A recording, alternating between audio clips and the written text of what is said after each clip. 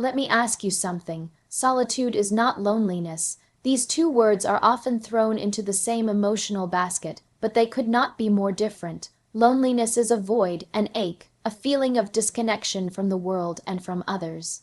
It whispers that we are missing something, or worse, that we are missing someone to feel whole.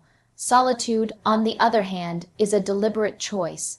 It's the decision to stand still in your own space, to be present with yourself, and to truly hear the sound of your own mind without interference. While loneliness feels like absence, solitude is full of presence. It's rich, alive, and intensely personal. People tend to run from being alone because they've never learned how to be alone. The silence scares them.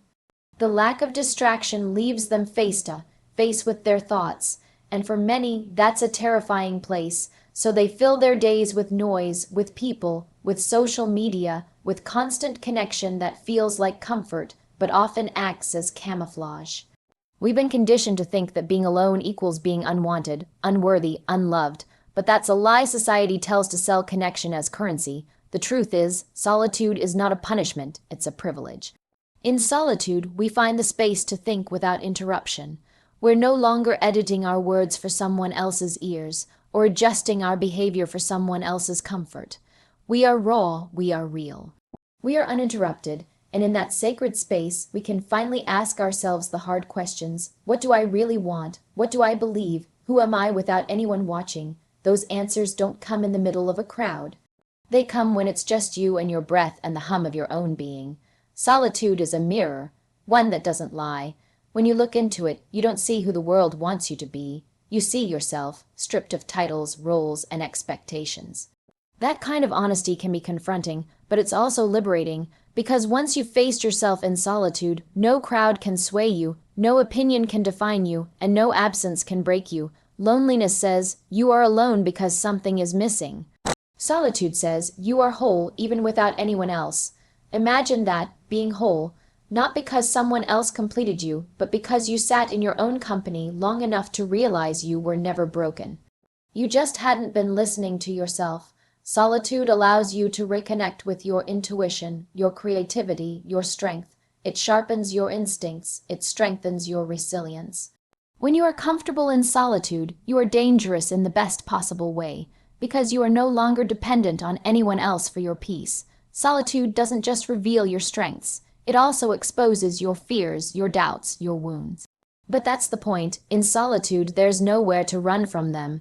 And that's where true healing begins. You can't heal what you keep numbing. You can't grow what you keep avoiding. But when you sit with your own silence, when you make space for discomfort instead of fleeing from it, you begin to transform.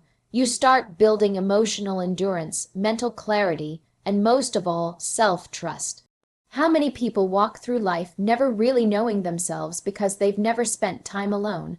How many relationships are built on codependency instead of love because two people fear solitude more than dysfunction? We talk so much about connection with others, but the first connection you ever need to build is the one with yourself. Until that foundation is solid, every other connection is unstable. You can't pour from an empty cup, and you certainly can't give real love when you've never learned to give it inward. Solitude teaches you to enjoy your own company, to celebrate your quiet wins, to mourn your losses without performance, to laugh out loud when no one's watching, and cry without apology. It's in solitude that your identity becomes rooted. It's where you begin to understand the difference between what you've been told you should want and what your soul actually craves. That's not isolation, that's evolution. The world might applaud your ability to be social, to network, to keep up appearances, but the real power is in the quiet where you sharpen your boundaries, where you discover your non-negotiables, where you build the kind of self-worth that doesn't shake every time someone leaves or criticizes or misunderstands you. Because when you've spent time in solitude, you don't fear being alone. You've learned that it's the birthplace of everything real, everything powerful, and everything enduring.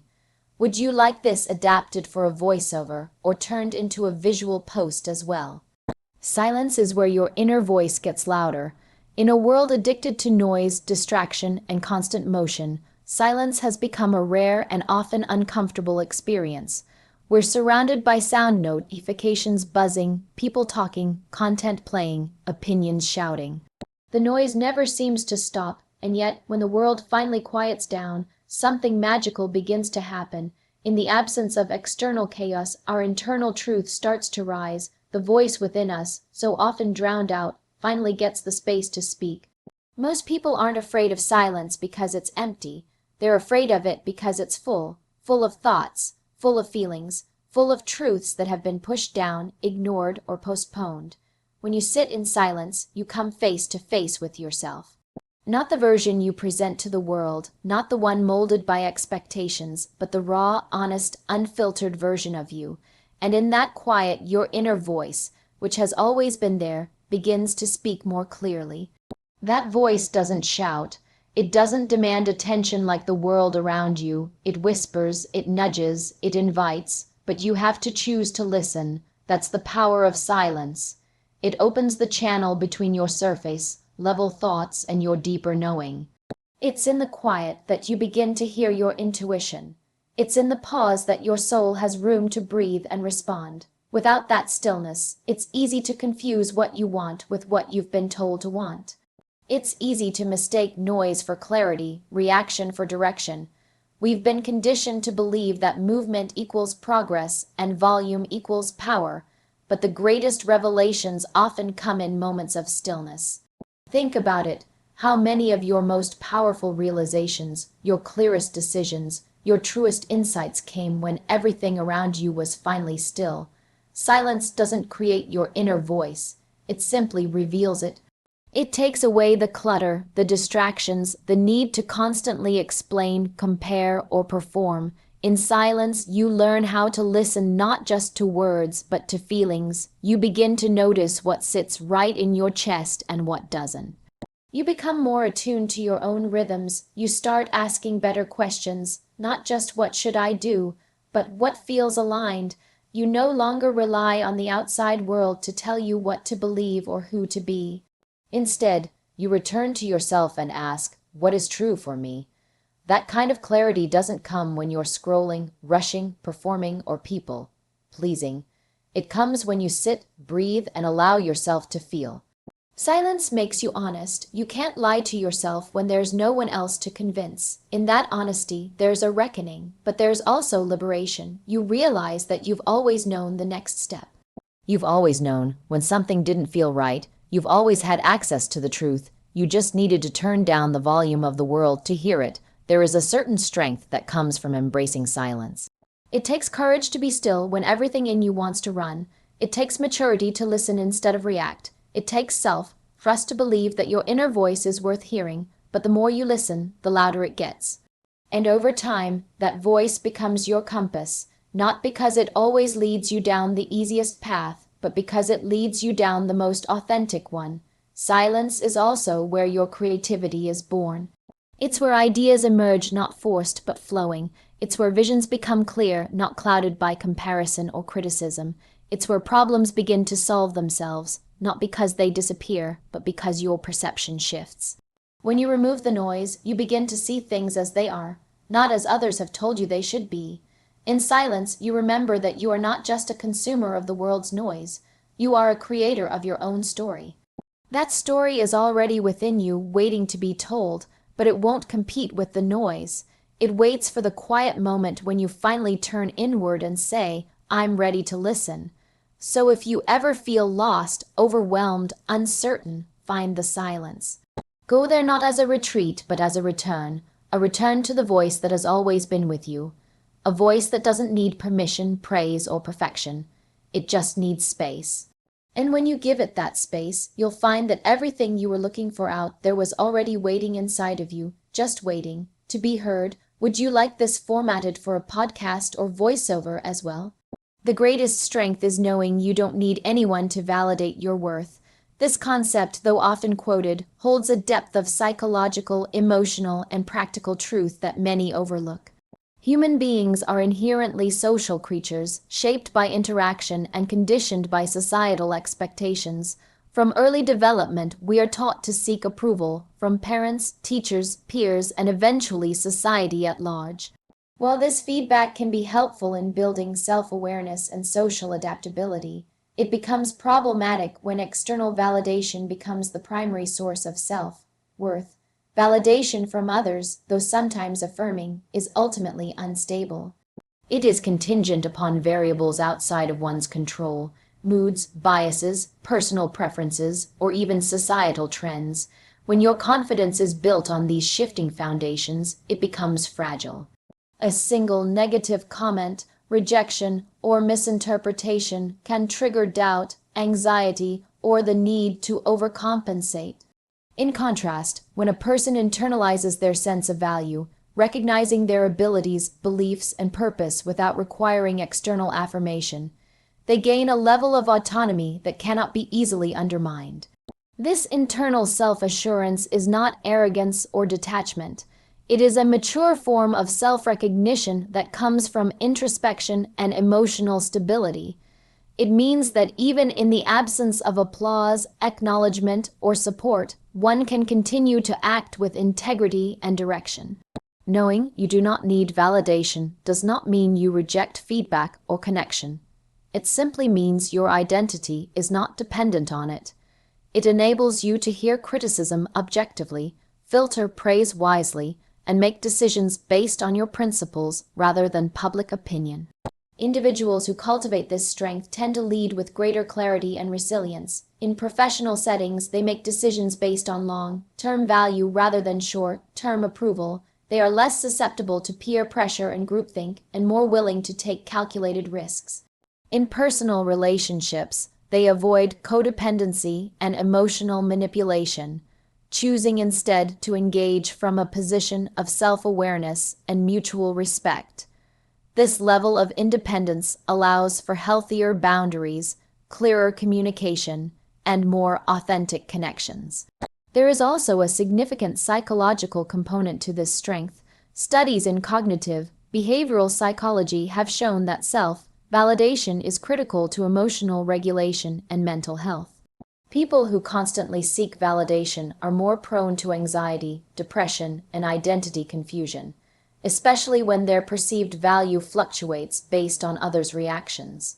Conversely, those with a strong internal compass tend to exhibit higher self-esteem, lower stress levels, and better coping mechanisms in adversity.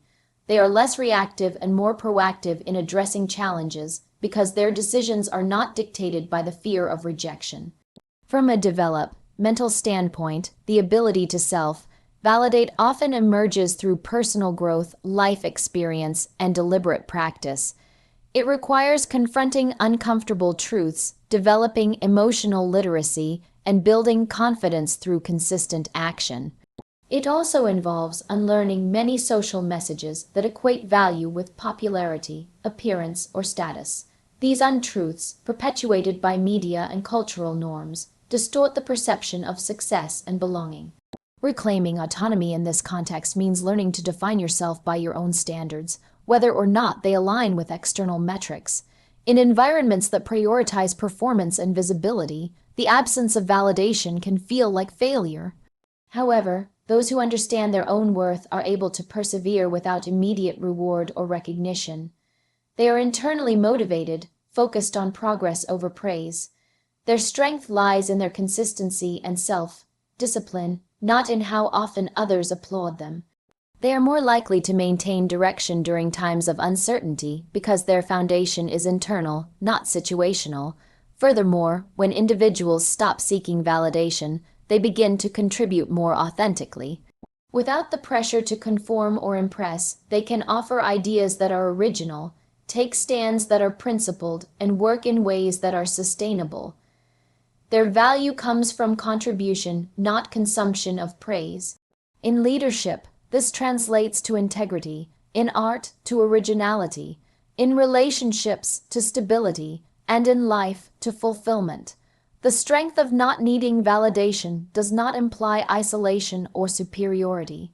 It simply reflects an evolved state of self-understanding. It allows one to function independently without detachment, to connect meaningfully without dependence, and to strive confidently without fear of disapproval. In this state, success is not measured by approval, but by alignment with one's values, goals, and character. That is the strength that endures. Independence is resilience in disguise. It may not always look like strength on the surface, especially when it shows up quietly, in people who handle things alone, who don't ask for applause, who find their own way when no one is looking. But behind that independence is often a story of battles fought silently, of obstacles overcome without witnesses, and of a deeply rooted resilience that doesn't need to be loud to be powerful.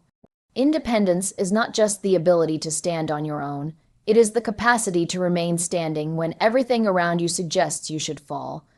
Resilience is often associated with bouncing back, with surviving pain, loss, and adversity.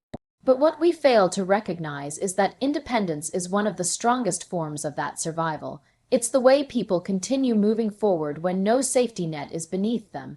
It's the quiet decision to keep going when there's no reassurance, no guidance, no certainty. Independent individuals don't necessarily lack support. They've just learned how to support themselves first, and that mindset isn't born out of ease. It's shaped by challenge, molded through moments where relying on themselves was the only choice. When someone learns to be independent, they also learn to adapt. They make decisions without waiting for consensus. They take risks without needing permission. They solve problems by trusting their own judgment. That kind of thinking doesn't develop overnight. It comes from failing and learning, from falling and getting up again and again. Each time a person gets through something on their own, they build a little more resilience. And each time they prove to themselves that they can handle it, their independence grows stronger. The two are inseparable. There's a quiet kind of toughness in people who are truly independent. Not the kind that seeks attention or validation, but the kind that holds everything together behind the scenes, the kind that doesn't panic in crisis because they've already weathered storms on their own. They know what it means to struggle, they know what it means to find solutions in silence, and because of that, their independence isn't arrogance, it's preparation, it's calm, it's trust in themselves that's been earned the hard way. Independent people often get misread. Some see them as distant, overly private, or even cold. But what they don't see is that independence is often a shield, not a wall. It's not about keeping people out. It's about knowing that if everyone walks away, you'll still be okay. That kind of confidence is rare. It comes from doing the work within, not just when life is easy, but especially when it's hard. Independence is resilience in action. It is the moment you choose to stand when lying down would be easier. It is the decision to move forward even if you're the only one walking the path. Society doesn't always reward independence. In fact, it often romanticizes dependence in subtle ways: teamwork, relationships, mentorship. While these connections are beautiful and necessary in many contexts, they should complement independence, not replace it. Being able to rely on others is a gift, but being able to rely on yourself, that's a strength that can't be taken from you. And the more resilient you become, the more you realize that independence is not the absence of connection, but the refusal to collapse in its absence. When you look at people who have built something lasting, whether in their careers, their personal lives, or their healing, you'll often find a core of independence wrapped in resilience. They've learned how to carry themselves, how to speak up for themselves, how to rebuild when something breaks. They may accept help, but they don't require it to function. They may welcome love, but they don't lose themselves in it. They are rooted in who they are, and that rooting has come from experience. Not just good ones, but hard ones. Independence also fuels perseverance. When no one is clapping for you and you keep going anyway, that's not pride, it's resilience. When no one believes in you, but you still show up and do the work, that's not stubbornness, it's strength. When you build a life that fits you without needing to prove anything to anyone, that's not isolation, it's freedom. And that freedom is built on the back of resilience. So while the world may applaud resilience when it shows up in grand recoveries or inspiring comebacks, don't overlook the quiet independence in the background. That's resilience too, the kind that doesn't ask for recognition, the kind that doesn't wait to be saved, the kind that shows up every day, quietly enduring, quietly growing. Independence may look like solitude on the outside, but on the inside, it's courage. It's stability. It's the quiet power of knowing you can handle whatever life throws your way. And that is resilience in its most enduring form. Being alone sharpens your instincts and intuition. In the silence of solitude, there is a depth that few ever explore fully, an unfiltered clarity that only emerges when all external noise has been stripped away. When you are alone, without the influence of other voices, opinions, or distractions, something incredible happens. You begin to hear yourself more clearly. You begin to sense more deeply. Your mind, no longer occupied with the constant input of the world, starts tuning into the quiet frequencies of inner knowing that are always present but often overlooked. Instincts and intuition are not mystical traits reserved for a chosen few. They are natural abilities we all possess. The problem is, we're rarely still enough to access them. The modern world is so fast, so loud, and so connected that we're constantly reacting rather than listening. We've been trained to seek answers outside ourselves, in the advice of others, in the trends we follow, in the validation we chase. But being alone removes those layers. It creates space, and in that space, your inner compass begins to come alive. When you spend time alone, you are forced to rely on your own perception. You become more aware of the subtle cues in your environment. You notice shifts in energy, in tone, in mood. You begin to sense things before they are spoken, to anticipate outcomes not through logic alone, but through an internal awareness that often bypasses conscious reasoning. This is your intuition at work, an ancient, intelligent force that doesn't scream for your attention but gently guides you if you let it, and solitude is its amplifier. The sharpening of instincts also comes from the necessity to depend on yourself. When you are with others, it's easy to lean on collective reasoning, group consensus, or even emotional comfort. But when you're alone, those safety nets disappear. You begin to trust your gut, not because it's trendy to do so, but because experience shows you that it rarely lies. You make decisions based not on fear or external pressure, but on a deep, quiet confidence in your own judgment. That kind of trust only develops when you've faced life independently, when you've had to figure things out without immediate reassurance or approval. Solitude creates a heightened sense of awareness, without conversation filling every gap, without screens absorbing your attention. Your senses reawaken. You hear more, you feel more. Your mind stops racing and begins observing. You become attuned to the energy around you, and more importantly, the energy within you. You begin to notice how your body reacts to certain thoughts, how your spirit responds to certain choices. You become fluent in the language of your own intuition. People often fear being alone because it forces them to confront themselves. It removes the distraction of the crowd, the comfort of constant company, and it exposes what's real underneath. But what they don't realize is that this confrontation is not a curse, it's a catalyst. It's in the quiet moments when no one is watching that your instincts begin to speak louder than ever. They aren't shaped by pressure or performance. They are honest, unfiltered, and raw. And over time, as you learn to listen to them, you begin to move differently. You begin to live with more intention and less doubt. Intuition, unlike analysis, doesn't always come with explanations. It's not about predicting the future or reading minds. It's about alignment. It's the feeling that tells you when something isn't right even if everything looks fine on the surface. It's the pull toward a certain path without a clear reason, and the resistance you feel when you're about to betray your own values. These moments of knowing are powerful, and the more time you spend alone, the more clearly they present themselves, because you're not filtering them through other people's expectations. Being alone gives you space to experiment, to make mistakes, and to reflect deeply. In those quiet hours, you begin to notice patterns in your own thinking. You understand your emotional triggers. You start seeing where your instincts were right all along, and gradually, you begin to act on them not with hesitation, but with conviction. You stop second-guessing yourself. You stop outsourcing your decisions. You learn how to lead your own life, not just follow someone else's map. There is a quiet strength in people who have mastered solitude. They move with a calm that doesn't need to explain itself. Their instincts are refined, their intuition is strong, and their presence is grounded. They don't chase answers, they hear them. They don't fear silence, they use it. And that strength didn't come from noise, it came from stillness, from solitude, from being alone long enough to remember how to listen and trust what was inside them all along. You don't find yourself in the crowd, you lose yourself. The crowd is a powerful force, subtle yet consuming.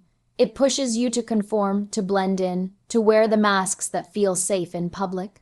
It teaches you to speak in a way that gains approval, to act in ways that avoid judgment, to think not for yourself, but in alignment with what's popular, accepted, or trending. The crowd doesn't care about your truth. It cares about comfort, sameness, predictability. And when you live too long inside that echo, you start to forget what your own voice even sounds like. There's a strange loneliness that exists in the middle of a crowd, a disconnection, not because you're unseen, but because you're seen for someone you're not. You smile when expected, you nod even when you disagree, you follow along because standing still would be too loud, too strange, too risky. Over time, you begin to edit parts of yourself, quietly, almost unconsciously. You drop the dreams that seem too different, you soften the parts that feel too intense, you trade authenticity for acceptance, and in doing so, piece by piece, you drift away from yourself. True self, discovery, is not a group activity. It doesn't happen in the noise of shared opinions, in the competition for attention, or in the spotlight of external approval. It happens in the quiet, it happens in solitude, it happens when you step away long enough to hear your own thoughts unfiltered by the noise of other people's beliefs. The real journey inward doesn't require applause. It requires silence and the courage to sit with everything you are without distraction. People often search for themselves in places where the crowd gathers, in social circles, in career status, in social media validation. But the self is not something you stumble across by accident. You don't find it in what you're told to be. You uncover it by peeling back what you've been pretending to be, and that only happens when you are willing to stand apart. The self is not discovered through imitation, but through confrontation, with your doubts, your desires, your contradictions. Being alone isn't about isolation. It's about clarity. It's about stepping away from the collective voice to discover your own. The person you truly are isn't born out of imitation. They are revealed when you have the space to be honest, honest about what you value, honest about what excites you, what scares you, what drains your energy, and what fills it. The crowd often distracts you from those truths. It keeps you so focused on fitting in that you never stop to ask if you should. When you are alone, you are not performing. You are not managing perception. You are simply being, and it's in that state of being that the layers start to fall away, the roles you've been playing, the expectations you've absorbed, the assumptions you've carried for years. In that raw space, you reconnect with the version of yourself that existed before the world told you who to be. That reconnection doesn't always feel good, but it always feels real. You may lose people when you start walking your own path. You may be misunderstood, judged, even mocked, but that's the price of freedom, and the reward is priceless. A life lived on your own terms, a life not dictated by popularity, but by purpose. When you finally stop chasing belonging in every room, you create a room within yourself that you can always come home to. The crowd promises comfort, but often at the cost of individuality. It teaches you how to move, but not how to listen to your own rhythm. And when the crowd changes direction, as it always does, you're left drifting, disconnected from your own compass. But when you find yourself truly, you don't need the crowd. You may walk among others, love others, lead or follow with others, but your sense of self is no longer up for negotiation. To find yourself, you must be willing to step away, to disappoint others if necessary, to stop seeking applause for a moment and start asking deeper questions. Who are you when no one is watching? What matters to you when no one else is influencing your decision? What are you willing to stand for, even if you stand alone? The answers to those questions won't come from the crowd. They come from within, from the quiet, brave moments when you stop trying to belong everywhere and start trying to belong deeply, first and foremost to yourself. Because in the end, the person you are meant to become isn't out there waiting in the crowd. That person is waiting inside you, quietly, patiently, hoping you'll finally take the time to look inward and see what's been there all along.